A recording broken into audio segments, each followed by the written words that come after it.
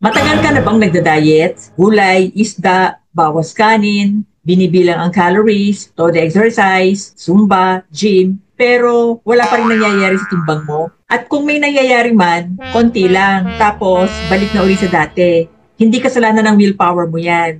Ang totoong problema, sira ang metabolism mo. Yes, sira ang metabolism. At ang pinakamabilis na paraan para ayusin ito, hindi crash diet, hindi exercise, hindi pagpapakagutom, kundi low carb. Sa video na to, alamin mo kung bakit low carb ang effective sa weight loss at kung bakit kapag ginagawa ito, nababawasan din o kaya gumagaling ang iba mong sakit. And second, paano simulan ang low carb ng simple?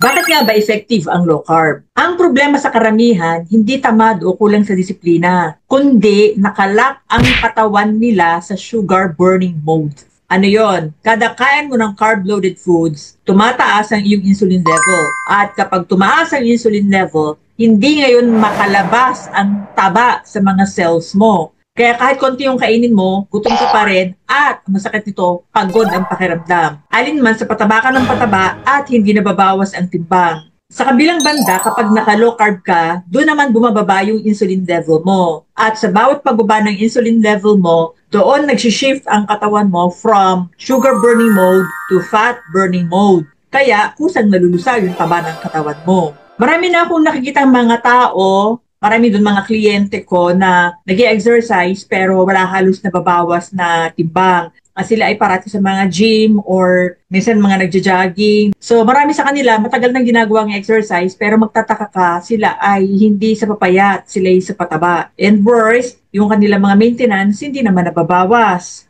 At kapag nagpapacheck up sila, yung blood chem nila hindi tumutugma sa kanilang nararamdaman. Nanghihina yung pakiramdam nila, laging gutom, and yung kanilang blood chem, every time na magpapacheck up sila ay pauli-uli lang yung biomarkers, alin man sa mga cholesterol, uric acid, triglyceride, at kung ano pa. And then marami ako naging kliyente sa kanila, nag-low carb sila, and within 4 weeks, 10 pounds ang nawala sa kanila. Actually, mahina pa yon. Ang binago lang nila yung fuel system or gasoline ng katawan, meaning from high carb to low carb diet, at unti-unting guminhawa ang kanilang pakiramdam. Para po sa inyong kaalaman, yung obesity, diabetes, fatty liver, mataas na cholesterol, at iba pang chronic illness, isa po ang ugat niyan, mataas ang insulin level. At kapag naka-low carb ka, hindi lang timbang ang nababawas. Pinapakalma mo ang metabolism mo at binibigyan ng chance na maghilom ang iyong katawan. Marami ng studies dito at patotoo na nagpapatunay sa effectiveness nito kaya talagang marireverse even yung type 2 diabetes kahit pa nag-i-insulin ka na. At pati yung mga ibang health issues mo.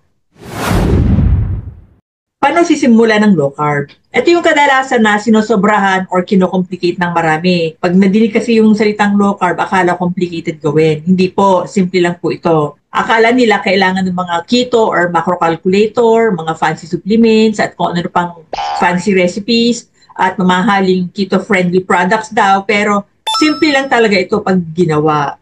Step 1. Alisin muna yung mga obvious carbs. Alin yon? Kanin, tinapay, soft drinks, desserts, refined carbs, at iba pang maasukal na pagkain in men. And then step number 2, punuin ang plato ng protein, healthy fats, side dish ang gulay, at iba pang pagkain na pasok sa low carb. And then step number 3, tubig, kape o tsaan na walang asukal. Yun lang muna, ganun lang kasimple. Huwag mong habulin ang perpekto. Hindi kinakailangan ng perfection sa diet. Consistency lang. Start small, and then habang nagtatagal, mag-a-adjust yung katawan mo. Basta simulan mo, mararamdaman mo agad ang pagbabago, days or weeks pa lang, kapag konti lang yung asukal mo. Alam mo yung low carb, hindi naman yan uso or hype. Kasi kung tutuusin, yan naman talaga ang dating kinakain ng ating mga ninuno. Dahil yung kinakain natin ngayon, wala naman talaga dati niya noon. Kumbaga, binalik lang natin yung kasimplehan ng pagkain noon sa diet mo ngayon. Panoorin po niyo itong video na to para sa easy tips kung paano simulan ang low carb ng tama. Tanong ko lang, ano sa inyo yung tingin nyo pinakamahirap nyong i-give up na pagkain? Kanin? Tinapay? Matatamis kasi may sweet tooth? Comment mo sa baba, curious lang ako kung ano yung number 1 struggle ng lahat. So guys, I tell you, low carb really works kasi pinabababa nito yung insulin level. Yung tinatawag natin boss insulin. Tinutulungan nito ang ating metabolism at simple lang kung tama ang umpisa. Sa experience ko po sa coaching na ito so far, wala pang hindi nagkameron ng positive results. Both sa weight at ilang health issues like hypertension, fatty liver, uric acid, chronic fatigue at iba pa. Kung gusto mo pa ng totoong health tips na walang kalokohan, subscribe ka na dito. At syempre, kung balak mo mag-low carb, pero mas gusto mo pang pabilisin ang weight loss at healing, pwede mong sabayan ng intermittent fasting. Please watch this video para mag-guide kayo on how to start. Click!